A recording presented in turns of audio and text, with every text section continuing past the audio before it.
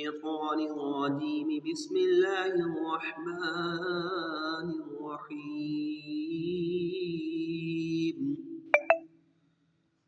قل هو الله أحد الله الصمد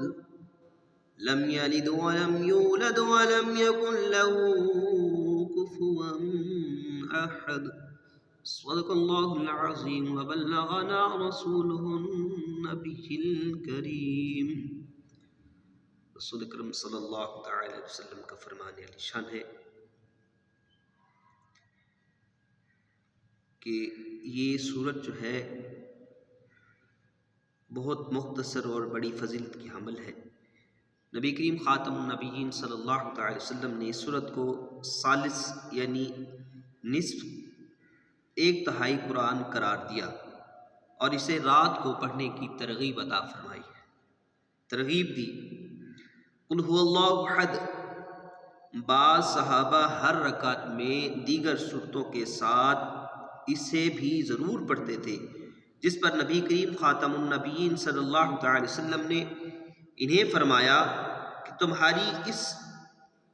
اس سے محبت تمہیں جنت میں داخل کر دے گی۔ اور یہ سورت کتاب المسلمین، کتاب المسافرین میں اس کا بیان ہے۔ اس کا سبب نزول سبب بیان کیا گیا ہے کہ مشرکین نے رسول اکرم صلی اللہ تعالی وسلم نے سے کہا کہ اپنے رب کا نسب بیان کرو، تو آپ خاتم النبیین صلی اللہ تعالی وسلم پر یہ سورت نازل ہوئی۔ قل هو اللہ احد،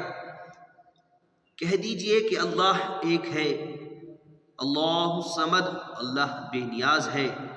لم یلد ولم یولد، نہ اس سے کوئی پیدا ہوا نہ وہ کسی سے پیدا ہوا، ولم یکن لہ کفوا احد، اور نہ اس کا کوئی ہمسر ہے۔ ناظرین محترم، بہت مختصر سی صورت ہے، جیسا کہ حدیث پاک میں بیان کیا گیا کہ فرمایا گیا، حضور اکرم صلی اللہ علیہ وسلم کا ارشاد ہے کہ یہ ثالث یعنی ایک تہائی قرآن مجید ہے، تو جو بندہ 3 مرتبہ اس سورت کو پڑھتا ہے تو اس کو ایک قرآن پاک ختم کرنے کا ثواب ملتا ہے۔ تو رات کو پڑھنے کی بھی اس کو ترغیب دی گئی ہے۔ تو صحابہ کرام کا جس طرح آپ نے عمل دیکھا کہ آپ خاتم النبیین صلی اللہ علیہ وسلم کے صحابہ کرام نماز میں ہر رکعت کے بعد، ہر رکعت میں